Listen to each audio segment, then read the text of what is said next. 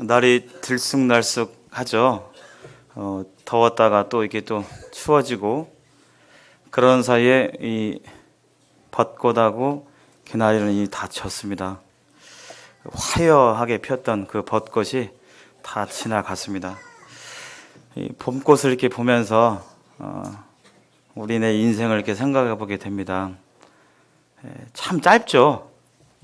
화려하긴 한데 참 짧게 피다가 금방 사라지는 우리 짧은 인생을 이렇게 생각해 보게 됩니다. 전도서 말씀을 이렇게 볼 때 우리 조상들이 이렇게 살다가 태어나고 또 성장하고 살다가 또 돌아갔죠.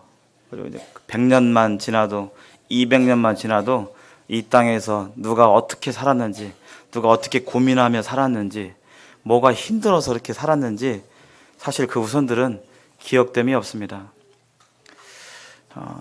제한된 인생을 이렇게 인생의 삶만 바라보게 되면 참 소망이 없죠. 그러나 우리를 구속하신 우리 주님을, 또 우리 안에 계신 주님을 생각하게 될 때 우리 안에 소망이 있고 감사가 있고 기쁨이 있는 것을 이렇게 보게 됩니다. 오늘 함께 나누실 말씀을 로마서 말씀 계속 나누겠습니다. 믿음에 대한 부분인데요. 이 믿음 또한 하나님의 은혜다. 잘나서 뭘 이렇게 생각을 잘해서 마음이 착해서 이래서 믿은 게 아니라 우리가 믿음을 소유하고 믿음으로 행하고 믿음으로 신앙생활을 하는 것들이 전적인 하나님의 은혜임을 성경을 말씀하고 있고 하나님께서 말씀해 주십니다. 특별히 아브라함의 이 삶을 통해서 하나님께서 그 믿음을 어떻게 이끄셨는지 오늘 4장 후반절부터 이렇게 보고자 합니다. 로마서 1, 2, 3장에서는 계속적으로 왜 복음이 필요한가, 어떤 사람들에게 복음이 필요한가, 특별히 선택받았다고 하는 유대인들에게도 복음이 필요하고 하나님을 전혀 모르는 그런 이방인들에게도 복음이 필요하다. 결론적으로 이 세상 모든 사람들은 지금 잃어버린 상태이고 정말 이 복된 소식이 필요하다고 말씀하고 있고요. 3장 후반절에서 결론적으로 말하고 있습니다. 모든 인생들은 죄인이고 어떻게 하면 이 죄인이 의인이 될 수 있는가, 거룩하다 말할 수 있는가. 3장 27절에 사람이 의롭게 되는 것은 율법의 행위에 있지 아니하고 오직 믿음으로 되는 줄을 우리가 인정하노라. 결론 짓고 있어요. 어떤 행위가 아니라 잘하면이 아니라 오직 믿음으로 된다라고 하나님께서 3장 27절에 말씀하고 계십니다. 그리고 지난 시간에 살펴봤던 4장 초반절에 그러면 구약 사람들, 유대인들은 뭐냐? 특별히 선택받은 사람이라고 하는데 그 사람들은 율법이 있었고 행위로 구원받은 거 아니냐? 유대인들이 이렇게 질문하는데 그것이 아니라 유대인들도, 구약의 유대인들도 역시 믿음으로 하나님께 의롭다 하심을 받았다는 사실을 예로 우리가 봤습니다. 그래서 율법 전에 있었던 사람 아브라함이 하나님을 믿음에 그 믿음을 의로 여기셨다라고 하나님께서 창세기 15장 5절에서 말씀해 주셨고요.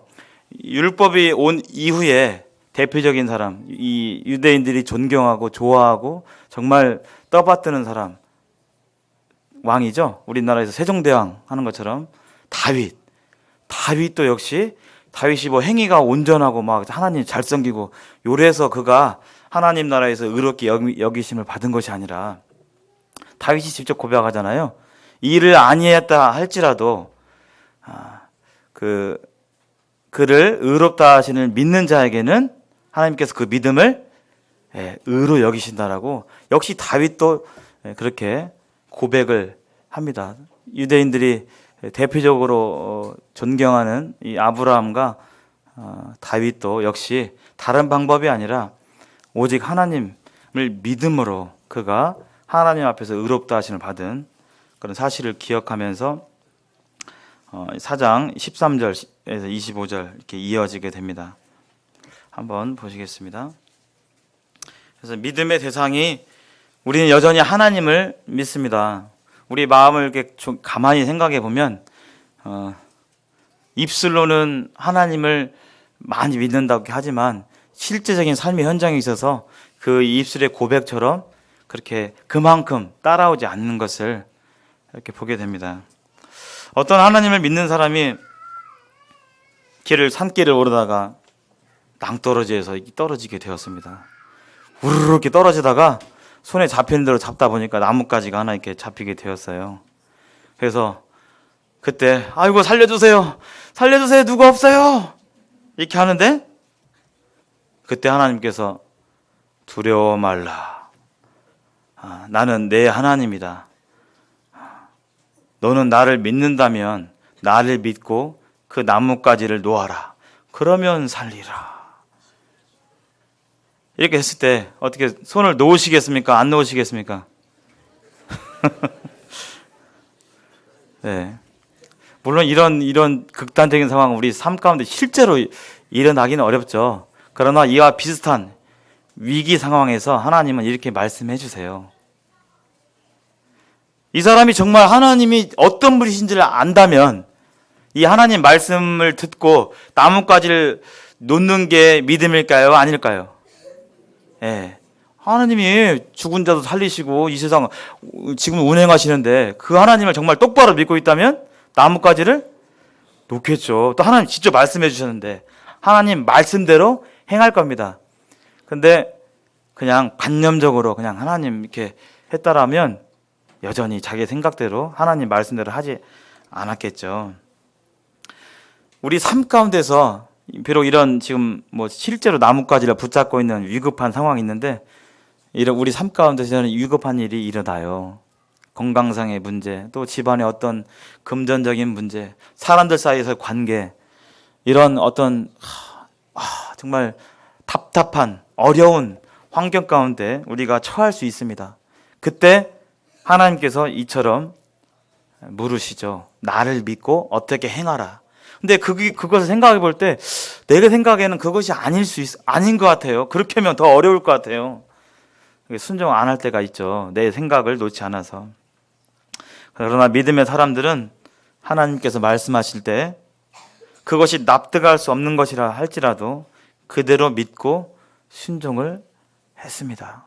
믿음의 사람들이 다 그렇게 했죠. 물론 그들의 전생에 걸쳐 그렇게 믿음으로만 살았던 건 아니지만 그들이 그렇게 하나님 말씀대로 행하게 될 때 하나님께서 개입하시고 역사하시고 하나님이 인도하시는 그런 사실들을 성경에서도 보고 또 우리 옆에 계신 성도님들의 삶의 간증 가운데서도 보게 됩니다.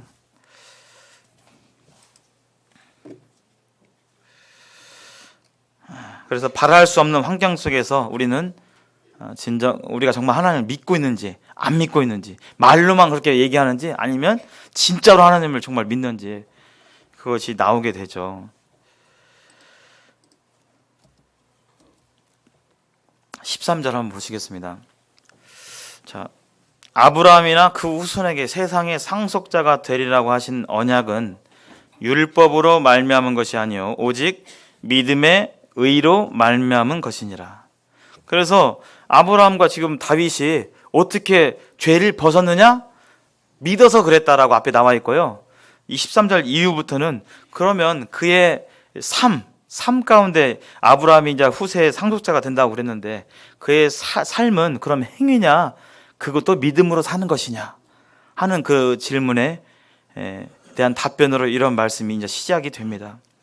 아브라함이 세상의 상속자가 된다고 하신 그 언약, 하나님께서 아브라함이 하나님을 믿어서 너는 의롭다고 했는데 그것뿐만이 아니라 세상의 상속자가 되리라는 그 이후의 삶에 대해서 그러면 그것은 행위냐 믿음이냐 라고 하게 될 때 그것 또한 믿음으로 된다고. 그래서 그 로마서 8장 17절에 보면 이런 말씀이 나오죠. 자녀이면 또한 상속자 곧 하나님의 상속자요 그리스도와 함께한 상속자니 우리가 그와 함께 영광을 받기 위하여 고난도 함께 받아야 할 것이니라. 그래서 하나님의 자녀는 이 세상에 대한 하나님의 상속자라고 이렇게 그리스도와 함께한 상속자라고 이렇게 표현하고 있는데요.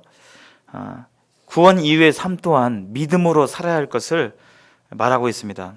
유대인들은 잘못된 선미의식을 갖고 있었죠. 그래서 나는 유대인이니까 하나님께서 의롭게 봐주실 거야. 율법을 지키려고 하니까 하나님께서 의롭게 봐주실 거야. 그것이 아니었죠. 이 아브라함은 유대인으로 되기 전에, 율법이 있기 전에 이미 믿음으로 그가 언약을 받았다라고 말씀하고 있습니다. 그래서 이 아브라함을 가리켜서 세상의 상속자라고 이 구절에서 표현하고 있는데요.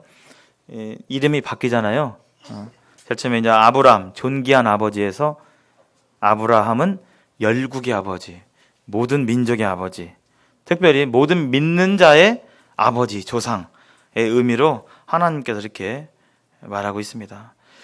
아브라함이 이제 이 죄가 있냐 없냐, 너는 의롭다, 의롭지 않다라는 것을 공표받은 이후에 아브라함이 받은 언약이 있어요. 대표적으로 이제 땅의 약속이죠. 가나안 땅, 그 바벨론 그 유프라테스 강 밑에부터 해가지고 그 가나안 땅의 약속을 받으리라는 이 약속. 그 다음에 민족의 약속. 너를 통해서 너희 민족이 바다의 모래와 같이 많을 것이라는 그 약속을 받게 됩니다. 이 땅의 약속은 아직 성취가 되지 않았어요. 많은 불신자들이 이스라엘이 망해서 나라가 없을 때, 영토가 없을 때, 이 봐라, 성경은 거짓말이네. 이거 나라가 없는데 무슨 땅을 약속으로 받아. 이렇게 생각했는데 그 주장이 깨졌죠. 1948년에 이스라엘이 독립을 하고 그 열악한 환경 가운데서도 이스라엘 영토를 회복하는 가운데 하나님의 말씀이 정말 사실이구나. 그리고 나중에 하나님이 다스리는 천년왕국이 될 때 이 약속은 온전하게 성취가 될 것입니다. 여기 보면 이 아담 때로부터 현재까지 대략 그냥 1000년 단위로 이렇게 끊어져요. 아담과 노아 때가 1000년, 노아와 아브라함 사이가 1000년, 아브라함과 다윗 사이가 1000년, 다윗과 예수님 사이가 대략 1000년, 예수님 이후부터 현재까지가 이제 2000년, 2017년 지났죠. 이 율법은 아브라함 뒤에 이 다윗 전에 모세 때 받게 되죠. 그래서 율법이 있기 전에 아브라함은 그가 믿음으로 의롭다함을 받았고 그의 이 언약 또한 이 약속과 민족의 약속 등 이 언약 또한 믿음으로 받은 사실을 우리는 보게 됩니다. 그래서 이 로마서 1장 17절에 오직 의인은 무엇으로 말미암아 살리라요? 믿음으로 산다고 되어 있어요. 우리의 이 신분, 죄인에서 의인이 되는 신분 또한 믿음으로 되는 것이고 그 이후의 삶은 우리가 행위 잘 섬기고 뭐 열심히 하고 이런 것이 아니라 믿음으로 산다라고 말하고 있습니다. 그럼 그 믿음은 내가 잘해서 하는 것이냐, 그것이 아니라는 거예요.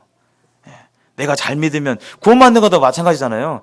내가 믿을 만한 무슨 구석이 있고 착하고 뭘 말귀를 잘 알아듣고 이래서 믿음을 가진 것이 아니라 구원받고 보니까 믿게 된 그 과정, 그 모든 간증이 하나님의 은혜이고 하나님이 그렇게 믿도록 우리 마음을 인도해 주신 것이죠. 구원뿐만 아니라 구원 이후의 삶 또한 그처럼 우리의 노력이 아니라 우리가 막 잘 섬기고 막 열심히 해야지 이게 아니라 그게 전혀 필요 없다는 건 아니지만 하나님을 믿는 믿음 가운데 우리는 살아가야 된다는 것을 이 13장 이후에 교훈하고 있어요. 어떻게 말씀하고 있는지 한번 보시겠습니다.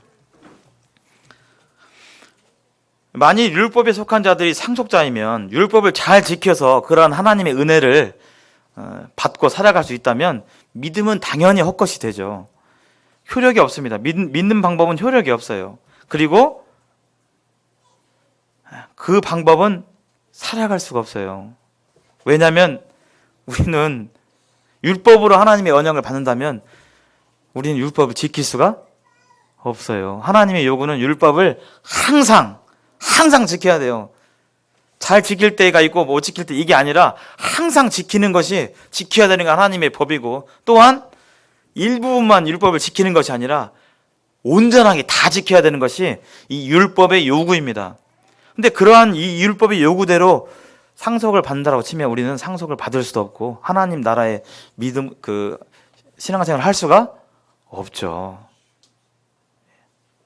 소망이 없습니다. 우리 율법대로 율법을 지켜서 살아간다면 지금도 소망이 없습니다. 갈라디아서 3장에서 말하고 있는 것 같이 율법 행위에 속한 자들은 저주에 있다고. 그래서 결론적으로 율법을 지켜서 뭔가 해보려고 하는 사람들은 저주 아래 있다라고 하나님께서 말씀해 주셨고, 왜냐하면 율법책에 기록된 대로 모든 일을 항상 행하지 아니하는 자는 저주 아래에 있기 때문에 이 율법의 행위로는 의를 얻을 수도, 믿음으로 신앙생활을 제대로 살 수도 없다라고 사도 바울은 분명하게 얘기하고 있습니다.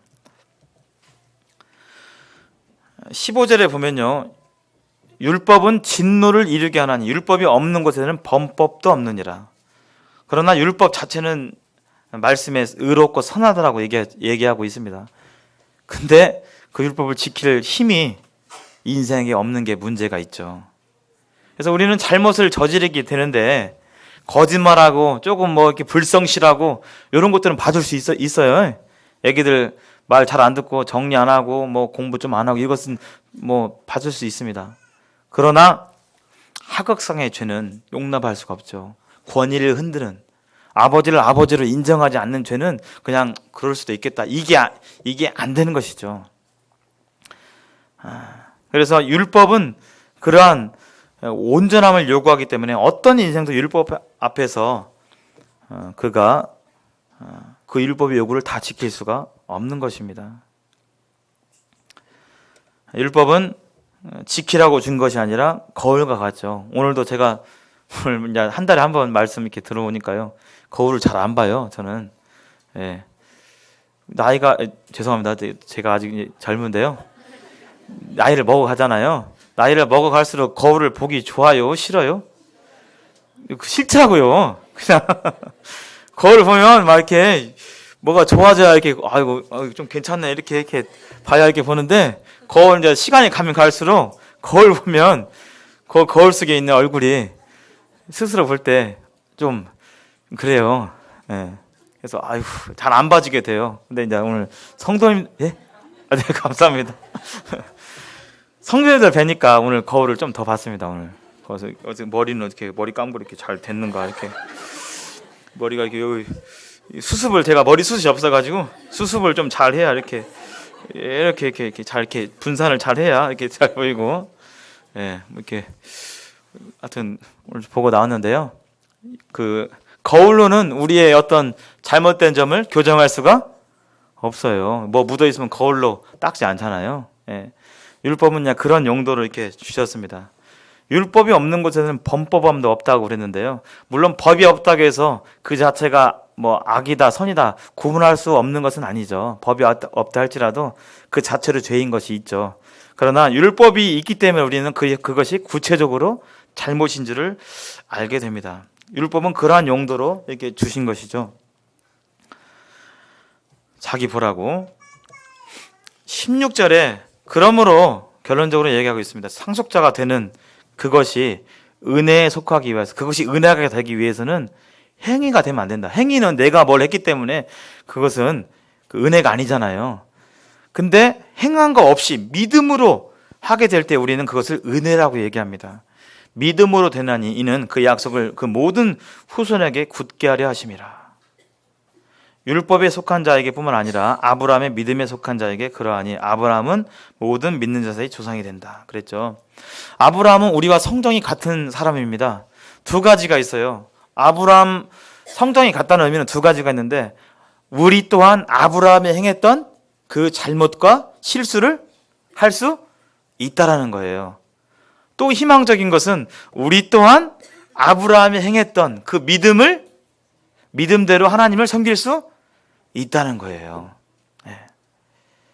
그래서 유대인들에게 특권이 있었죠. 그러나 그들은 그 특권 의식 속에서 쌓여 있어서 하나님의 뜻을 잘 모르고 자기들만 특별 대우를 받기 위해서 사람들을 시기하고 예수님을 시기하고 급기야 예수님을 거절했던 모습을 보게 됩니다. 예수님은 유대인들은 하나님께서 특별히 선택한 축복의 통로로 선택한 그런 민족들이었는데 사람들은 그걸 모르고 계속 그 특별 대우 속에서만 받기를 원하는 마음 가운데서 계속적으로 시기하는 마음 가운데 이러한 그 로마서에서 의문들을 이렇게 다 달아요. 우리는 율법 선택된 민족들인데 우리는 뭐냐 이렇게 하면서 그래서 사람들 마음 가운데 그런 마음들이 많이 있는 것 같아요. 특별 대우를 바라는. 왜냐하면 우리 안에 죄성이 있죠. 우리 안에 이 죄성은 자기 중심적이에요. 자기 중심적. 그래서 내가 더 인정받기를 원하고 사랑받기를 원하고 나를 더 알아주길 원하고 이런 마음들이 사실은 우리 안에 있는 이 근본적인 육신의 성향이 있들이죠. 지난주에 애들하고 상담을 이렇게 하는데 이 상년 11살짜리들이 막 싸워요. 막 토요일 일요일 때 전화가 오고 막 저한테 이르고 막 누가 누구를 막 욕 막 해 뭐 여기 뭐 너 안 놀아요 막 해가지고 맨 이렇게 벌써 한 달 두 달 돼가는데 찌그락짜그락 하면서 여자애들이 막 하더라고요. 하고 이게 왜 이러지 하고 이제 상담을 해보는데 그 이유 중에 하나가 한 아이가 부야가 난 거예요. 좀 뭐 때문에 부야가 났냐면 선생님이 발표를 잘 안 시켜줬다고 부야가 났어요. 근데 그 애를 가만히 보니까 그리고 이제 쟤만 발표를 많이 시켜줬다고 해가지고 그것이 불만이 돼가지고 걔를 어떻게 해요? 미워 막 일부러 막 놀이터에서 놀기로 했는데 막 안 나와버리고 약속해놓고 막 바람 맞춰버리고 이렇게 하면서 막 일부러 막 피하고 하면서 막 따돌림을 막 하면서 이렇게 하는 거예요. 이유육순이 그거더라고요. 근데 가만히 봤더니 가가 발표를 손을 잘 안 들었어요. 발표를 많이 한 애는 많이 드니까 이제 그래 너 해봐라 이렇게 했는데 얘는 손을 잘 안 들었어요. 근데 자기는 이제 발표를 잘 안 시켜줄까 하면서 이제 그런 불만을 이게 갖게 되는 자기 중심적인 그런 생각이죠. 그래서 이제 잘 타이르고 너 발표하면 선생님 참 기분이 좋아 더 해봐 이렇게 해가지고 이렇게 했는데 유대인들도 하나님은 모든 사람을 공평하게 사랑하시죠. 그러나 먼저 그 유대인들을 선택하셨는데 유대인들은 자기들만 특별한 줄 알고 그렇게 하나님의 뜻을 모르고 하다가 급기야는 예수님을 거절하는 그런 일까지 벌였던 것을 이렇게 보게 됩니다. 기록된 바 내가 너를 많은 민족의 조상으로 세웠다 하심과 같으니 그가 믿은 바 하나님은 죽은 자를 살리시며 없는 것을 있는 것으로 부르시는 이시니라. 그래서 아브라함이 모든 많은 민족의 조상으로 세웠다라고 말씀하고 있는데요. 우리 신앙에서 믿음이 중요한데 우리는 과연 무엇을 믿느냐가 정말 중요합니다. 무엇을 믿느냐. 사람들은 예수님을 지금 4대 성인의 한 분으로 그냥 훌륭하신 분의 한 분으로 뭐 대단하신 분으로 한 분으로 이렇게 믿는 사람들이 있고 우리처럼 예수님을 우리 삶의 인생의 주인으로 보시고 구원자로 보시는 그런 분들이 계십니다. 그래서 무엇을 믿느냐가 정말 중요합니다. 아브라함은 하나님을 어떻게 믿었냐면 죽은 자를 살리시는 하나님으로 믿었어요. 죽은 자를 살리시는 하나님. 생명의 주관자. 이 문맥에서는 여러 가지로 해석될 수 있지만 죽은 자를 살리실 수 있는 생명의 주관자로 믿었던 것이죠.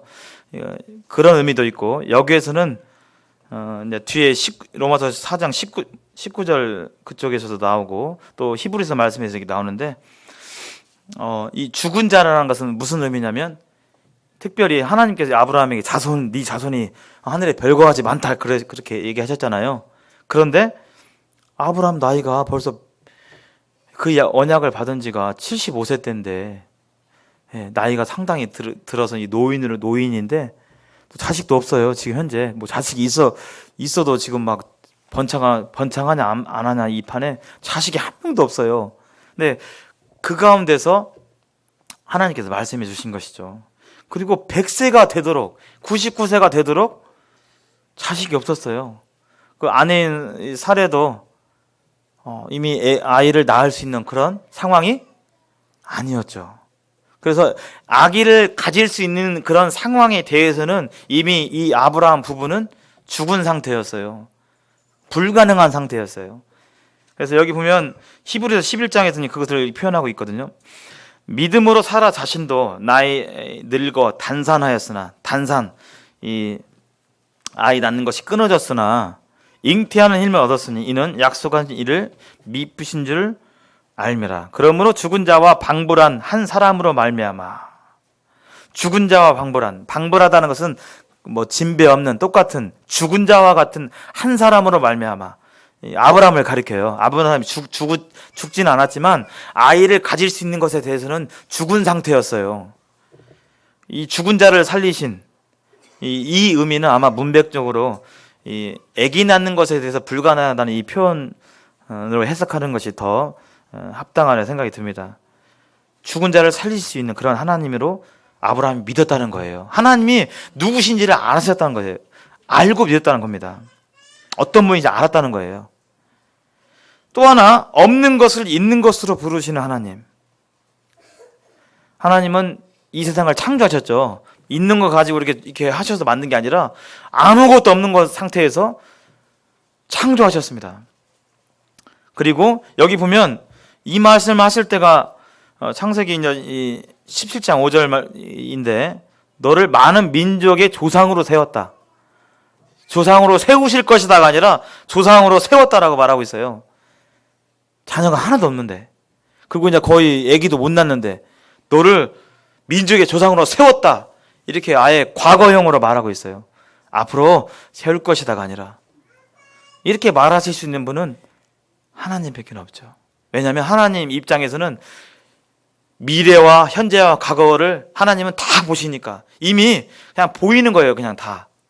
사람은 이렇게 말할 수가 없죠. 시공을 초월하시는 하나님의 섭리를 우리가 알 수 있습니다. 비록 약속하신 이 말씀을 하실 때 이삭이 없었어요. 그냥 있는 곳으로 그냥 보시면서 말씀해 주시죠. 그래서 우리가 이 믿음이라는 것은 믿을 수 있느냐 없느냐, 이것은 그 대상이 어떤 분인가에 따라 좌우됩니다. 달라집니다. 예를 들어서 우리가 전도를 열심히 해가지고 대기업 CJ 회장 이런 분들이 막 구원 받았어요. 재산이 막 1조, 2조 이렇게 되는 분들. 그분이 와가지고 아이고 제가 이제 구원 받고 여기 참 좋네요. 정말 신앙생활에 참 좋습니다. 제가 우리 기린도교회 제가 큰 예배당 한번 제가 1년 안으로 제가 지어드리겠습니다. 그러면 좀 믿을만해요? 안 믿을만해요? 예, 재산이 1조가 넘는다니까요. 그럼 좀 믿을만하겠죠? 아유, 기대가 되면서 이제 우리 드디어 이제 몇 년 뒤면 이렇게 좀 더 넓은 곳으로 갈 수 있겠구나. 근데 아기가 CJ 회장이 아니라 아기가 제가 예배당 크게 지어드릴게요. 그러면 믿을만해요? 그래. 이렇게 되죠. 예. 그 말을 누가 했느냐에 따라서 믿을 수 있느냐 없느냐가 좌우가 되는 거예요. 그래서 우리가 믿는 하나님이 누구신가, 어떤 분인가를 성경에서 알고 삶 가운데서 경험하게 될 때 우리의 믿음이 어떻게 돼요? 생기고 자라가고 이렇게 되는 것이죠. 하나님은 우리의 어떤 생각의 틀, 이 생각의 한계에 계시는 분이 아닙니다. 그렇게 우리의 논리 틀 안에서 이 딱 돌아가는 거 보니까 이거 안 될 것 같은데, 이거 참 경험상으로 보니까 이거 도저히 안 돼. 이렇게만 그런 분이 아니세요. 하나님은 시공을 초월할 수 있는, 어떠한 것도 뒤집을 수 있는 그런 분이십니다. 그래서 그런 하나님이 어떠한 분이신가를 우리가 바라보고, 우리의 생각이 이렇지만 이거 이럴 것 같은데 저럴 것 같은데 안 될 것 같은데 될 것 같은데, 이것을 내려놓고 그 하나님을 믿는 거예요. 그것이 바로 믿음입니다. 성경에서는 그것을 말하고 있어요. 아브라함이 그렇게 믿었어요. 아브라함의 환경은 지금 전혀 가망이 없어요. 가망이. 아마 믿지 않은 사람들은 손가락질 했을 거예요. 지금 못 오냐, 에이구, 어리석다라고 얘기하고 바보 같다고 얘기하고 그렇게 얘기하는 것이 정상일 겁니다. 그러나 아브라함은 하나님이 어떤 분인지 똑바로 알았어요. 그리고 그 하나님을 믿었어요. 자기의 생각을 내려놓고. 구원받을 때도 이러한 마음으로 하나님을 받아들여야 되고, 구원받은 이후에도 우리의 삶 가운데 여전히 어려움과 시험과 이런 부분들이 있잖아요.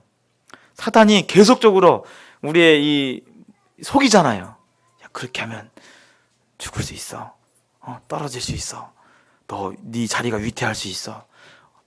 위험할 수 있어. 자꾸 이렇게 하는데 우리는 그 목소리를 듣지 않고 우리의 일생을 책임져 주시는, 또 우리의 영혼을 영원까지 이끌어 주실 하나님을 바라보고 우리는 힘과 여유를 갖게 되는 것이죠. 그것이 믿음입니다. 그래서 그럼 아브라함이 처음부터 이렇게 믿음이 있었냐? 그게 아니었어요. 아브라함은 아까 아브라함의 이 잘못 있었고, 우리는 금방 아브라함 믿음만을 봤는데, 아브라함은 만약에 아브라함의 행위가 완전했다면 우리는 낙심이 될 것입니다. 우리 그렇게 못하니까요. 근데요, 아브라함은 그렇지 않았어요. 아브라함이 제일 처음에 부름받을 때 아브라함은 우상을 섬겼어요. 당시 이 갈대아 우르 지역은 문명이 초기였기 때문에 굉장히 문명이 발달된 곳이었어요. 완전히 번화가, 지금으로 말하면 가장 발달된 문화가 있었던 곳. 거기서 우상을 섬겼어요. 아버지 데라가 우상을 섬기고 자신도 그렇게 섬기다가 하나님께서 주권적으로 아브라함을 선택했죠. 너는 너희 본토 친척 아비집을 떠나서 내가 지시할 땅으로 가라 그랬는데 온전히 순종했어요? 안 했어요? 예, 안 했어요. 어떻게 안 했어요? 롯을 데려가잖아요. 친척을 떠나라고 했는데 롯을 데려가요. 이렇게. 이런 연약함이 있었어요. 근데 그때 하나님께서 너 그렇게 믿음이 없냐? 너 믿음대로 그렇게 안 하냐? 하면서 책망하시고 징계하시고 이렇게 안 했습니다. 그 연약함이 있지만 하나님께서는 그 믿음을, 그 연약함을 가려주시고 또 오래 참아주시고 믿음으로 살 수 있도록 계속적으로 그 끈을 놓지 않으시면서 우리 삶을 인도해 가셨어요. 하나님이 그 아브라함의 삶을 쭉 인도하신 그 모습을 보게 됩니다. 그리고 아브라함이 연단받죠. 그 뒤에 이제 아브라함이 이제 가나안 지역에서 정착해 살면서 하나님만 바라보고 하나님 의지하고 하나님 믿음으로 살아가야 되는데 그렇게 안 하고 또 가나안에 흉년되니까 위기 닥쳐니까 어떻게 했어요?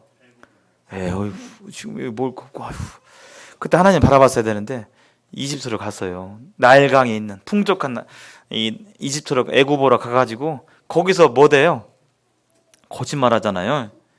아내를 누이라 속이고 거짓말하고 거기서 애굽으로 가기 전까지는 하나님의 이름을 부르면서 제사 드리는데 애굽 가니까 그런 소식이 없고 하나님 놓쳐버리고 그런 연약함이 있었지만 그렇게 거짓말하고 이렇게 했지만 하나님께서는 그 아브라함을 책망하세요. 누구를 책망했을까요? 바로를 책망했어요. 너 믿은 대로 안 해가지고 정신 좀 차려라 이렇게 한 게 아니라 바로 애굽에 있는 바로 왕을 재앙을 내리셨어요. 얼마나 이 하나님이 우리의 믿음을 이끌어 주시고 믿음을 더해 주시고 믿음이 있게 해 주시기 위해서 오래 참으시고 이렇게 하시는지. 그리고 바로가 재앙이 내리니까 아브라함한테 너 속였지? 그러면서 너 왜 이렇게 하냐 하면서 오히려 이렇게 되묻는, 아브라함을 이렇게 징계치 아니하시고 오히려 그 바로를 이렇게 책망하시는, 재앙을 내리시는 그러한 하나님의 그 섭리, 우리의 믿음을 이끌기 위한 그러한 모습을 보게 되고요. 그러한 오랜 시절, 오랜 기간 동안 연단받은 후에 아브라함이 드디어 자기 아들을 드릴 수 있는 데까지 믿음을 가지게 된 거죠. 처음부터 그런 믿음을 가진 게 아니라 하나님이 오래 참으시고 그 연약함을 가려주시고 이렇게 하면서 그 아브라함의 믿음을 성장시켜 주시는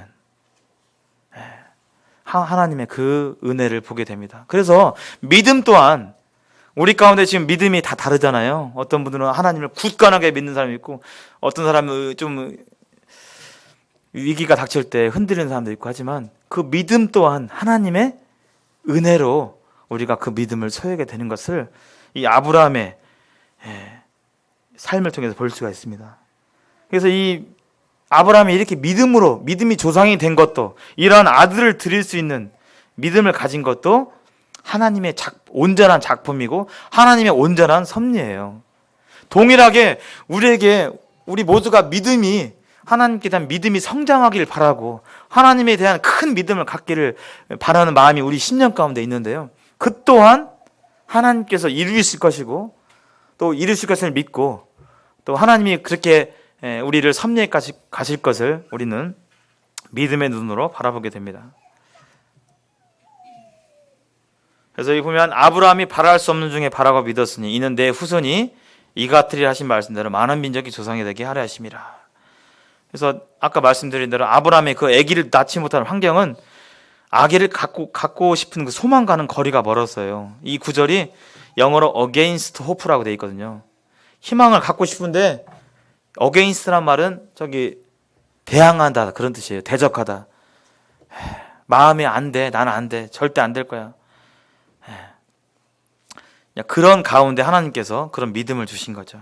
그래서 아브라함은 하나님 말씀을 믿고 따라갔는데 그것을 좀 더 풀이하게 되면 하나님의 말씀이 하시면 그대로 될 줄 믿습니다. 하나님 말씀은 그대로 될 줄 믿습니다. 우리에게 아직 천국과 지옥에 우리가 가본 적이 없고 보이지도 않지만 우리는 믿잖아요. 그렇게 그대로 될 줄 믿습니다. 그래서 이 믿음은 하나님이 어떤 분이신지 하나님의 그 약속과 하나님의 성품을 믿고 나의 삶을 의지하고 맡기는 것이 믿음이에요. 의지하고 맡기는 것. 아브라함이 그랬던 것처럼 아브라함이 이삭을 그렇게 했잖아요. 뒤에 나오지만 자세히 뒤에 나옵니다. 그가 100세나 되어 자기 몸이 죽은 것 같고 사라의 태가 죽은 것 같음을 알고도 믿음이 약해지지 아니하고 아브라함은 끝까지 그렇게 하나님의 그 인도하심 가운데서 하나님을 신뢰했습니다. 대부분 이 제일 처음에는 믿음을 잘 갖다가 후반부에 믿음에서 이렇게 나가는 탈선하는 우리 사례를 많이 봅니다. 로마서가 쓰일 당시에도 그랬어요. 사단은 계속적으로 이 안락함과 이 광명한 천사의 모습으로 우리를 유혹하잖아요. 로마서가 쓰일 당시에서도 이 로마에게 굴복하고 세금만 잘 내면 로마 시민과 거의 비슷한 특권을 줬어요.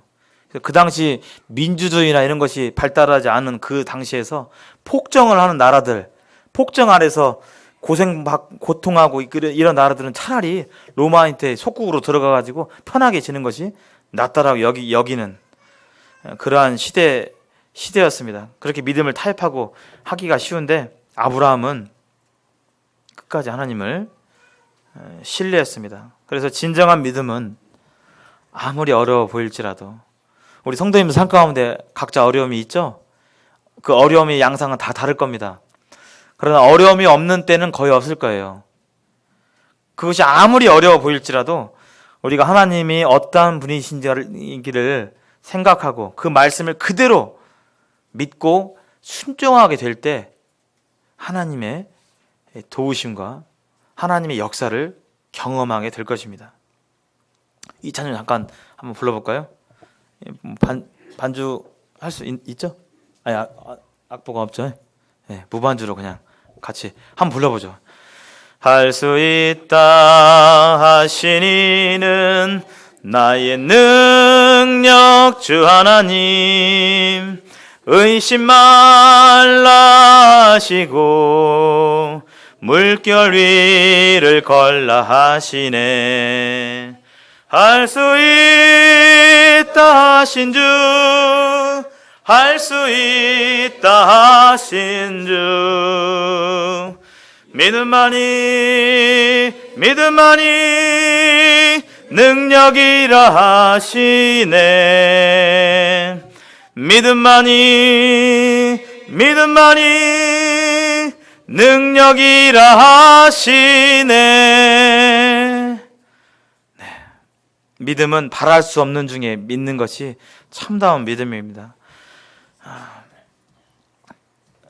뒤에 가보면요, 믿음이 없어 하나님의 약속을 의심하지 않고 믿음으로 견고하여져서 하나님께 영광을 돌리며 약속하신 그것을 또한 능히 이루실 줄을 확신하였으니 그러므로 그것이 그에게 의로 여겨졌느니라. 여기 확신했다고 되어 있는데요, 영어 성경에서는요 persuaded 해가지고 설득당했다 이런 뜻이에요. 내가 막 믿음이 좋아가지고 믿었다 이런 의미가 아니라 하나님이 누구신지를 이렇게 알게 되니까 그냥 저절로 믿어지는 거 있죠. 믿을만 하니까 믿어지는 거예요.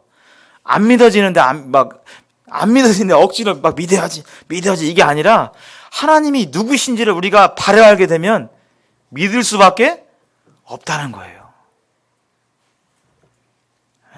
이런 의미입니다. 여기 한글 성경에서는 확신하였으니 내가 뭐 이렇게 믿은 것처럼 이렇게 보여지는데 좀 본 뜻은 그렇게 그런 뜻이 되겠습니다. 그래서 아브라함은 믿음으로 의롭다 하심을 얻었고 또한 믿음으로 상속 유업을 받았다라고 성경은 말하고 있습니다. 아브라함은 어떤 인간적인 노력도 한 게 없죠. 자랑할 게 없습니다.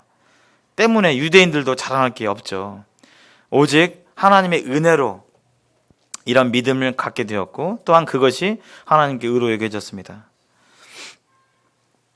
그래서 하나님의 말씀을 그대로 믿는 거, 이것이 하나님이 바라시는 거예요. 말씀은 그러한데 그것이 아니죠. 말씀 그대로 믿는 거예요. 자, 그에게 의로 여겨졌다 기록된 것은 아브라함만 위한 것이 아니요 의로 여기심을 받을 우리도 위함이니 곧 예수 우리 주를 죽은 자 가운데서 살리신 이를 믿는 자니라. 아브라함은 하나님이 어떤 분이신지를 알고 믿었어요. 지금은 역시 하나님을 동일하게 믿지만 믿는 내용이 다르죠. 무엇을 믿는가? 신약 시대에도 믿음으로 의를 얻는가? 라는 질문에 대한 답변이에요. 구약에서도 믿음으로 의를 얻었고 또 믿음으로 살았고 신약 시대에도 역시 믿음으로 의롭다 하심을 얻고 믿음으로 신앙생활을 하는 거라고 성경은 말씀하고 있습니다. 다르지 않다는 거예요. 비록 세대별로 믿은 내용은 달랐지만 다르잖아요. 우리가 지금 아브라함이 땅의 약속과 자손의 언약을 믿는 게 아니잖아요. 그거 믿어서 그거 받는 게 아니잖아요. 지금 우리에게 있어서는 예수님께서 왜 죽으셨는지, 왜 부활하셨는지 그 의미를 분명히 알고 믿을 것을 하나님께서 이렇게 인정하시는데, 아브라함은 그에게 주신 그 자손의 언약, 네 자손이 하늘의 별과 같이 많을 것이다 하는 아직 이루어지지 않은 일을 내다보도록 요청을 받았잖아요. 그러나 우리는 이미 2000년 전에 예수님이 완성하신 이 구속사역을 돌아보면서 믿는 것이 이런 입장 차이가 이렇게 있습니다. 그래서 하나님의 요구는 막연히 믿어라 이게 아니라 구체적이고 실제적인 믿음이에요.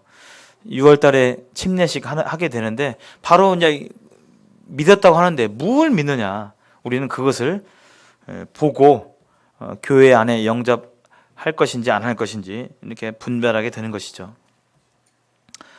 그래서 성경은 말하고 있습니다. 구원받는 것도 구원 이후에 사는 것도 하나님의 말씀을 그대로 믿고 하나님이 말씀하시면 그대로 될 줄 믿습니다. 너희는 먼저 그의 나라와 의를 구하라. 그리하면 이 모든 것을 더해 주신다 라고 하나님 약속해 주셨잖아요.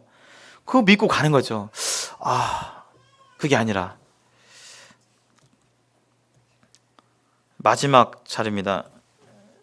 마지막 이 절에서 말하고 있죠. 예수는 우리가 범죄하는 것 때문에 내줌이 되고 또한 우리를 의롭다 하시기 위하여 살아나셨느니라. 그래서 우리가 이러한 사실을 마음으로 믿고 예수님을 주인으로 섬기게 될 때, 하나님의 아들이신 예수님을 우리 마음의 주인으로 모시게 될 때 우리는 구원의 은혜를 경험할 수가 있는데요. 특별히 이 그리스도의 부활은 예수님의 십자가의 이 사역이 하나님께서 보실 때 완전한 사역이었다. 완전한 만족을 하나님께서 얻으셨고 이로 인해서 우리의 죄가 완전히 속죄되었다는 사실을 이 그리스도의 부활을 통해서 우리는 확증할 수가 있습니다. 정리해 보겠습니다. 오늘 우리 삶 가운데 우리는 구원 이후에 어떻게 살아야 되는지 믿음으로 살아야겠죠.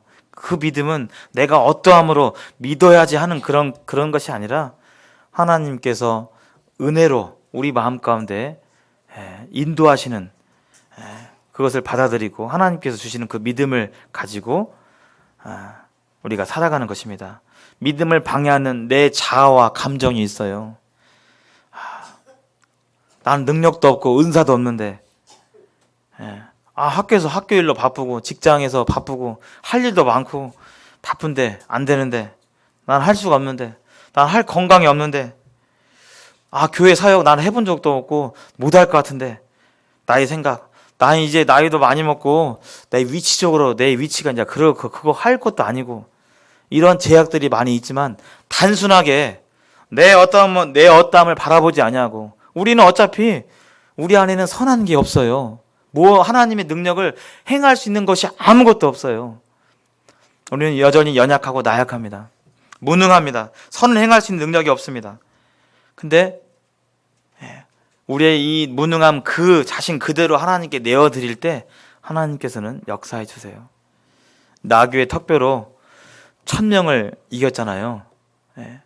이 굴러다니는 이 쓸모없는 나귀 턱뼈 같은 것으로 쓸모없는 막대기로 하나님께서 사사들은 하나님께 그 막대기와 이 나귀의 턱뼈가 손에 들려있을 때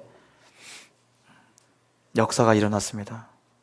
우리의 어떠함이 제약이 될 수 없어요. 뭘 안 해봤든 지식이 없든 우리의 어떠함은 제약이 될 수 없습니다. 우리가 하나님께 우리 자신을 내어드릴 때 하나님 저를 사용해 주세요. 저는 아무것도 할 줄 모릅니다. 그러나 하나님이 하실 줄 믿습니다. 내어드리게 될 때 우리 삶 가운데 역동적인 하나님의 능력과 간증과 삶이 하나님의 역사가 일어나게 되는 것을 이렇게 보게 됩니다. 4장에서 우리는 믿음으로 의를 얻는, 의라는 것은 법적 용어잖아요. 죄가 있냐 없냐. 믿음으로 이 의롭다 하시는 원리는 구약이나 신약이나 일치한다는 사실을 바라보게 됩니다. 하나님을 바라보면서 그분의 인도하심을 그분의 인도하심으로 믿음이 자라가고 그분의 말씀을 관념적으로 그냥 통상적으로 그게 아니라 실제적으로 믿고 순종하는 삶이 우리 성도들의 근본적인 참된 행복이에요. 그렇지 않으면 순종하지 않은 삶이 되게 되면 우리에게 이 만족이 없고 그렇습니다.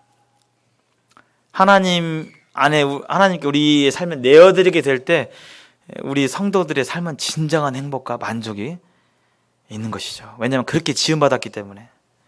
그렇기 때문에 우리 자아는 부인되어져야 돼요. 우리 자존심은 짓밟혀져야 돼요. 우리는 애초에 아무것도 아니에요, 사실은. 근데 이제 우리 육신이 이렇게 살아서 자존심 상하고 그럴 때가 있잖아요. 아브라함도 그랬습니다. 그러나 하나님이 그 또한 인도해 주실 것입니다. 그분의 이 은혜를 바라게 될 때 하나님 우리 삶 속에서 역사하시고 하나님이 역사하시는 삶만이 진정한 행복된 삶입니다. 이 말씀을 기억하시면서 비록 연약했지만 아브라함의 믿음이 연약했지만 그의 삶을 통해서 역사하시고 믿음을 주시는 그 하나님을 바라보면서 우리가 당당하고 또 힘차게 또 한 주를 살아갔으면 좋겠습니다. 감사합니다.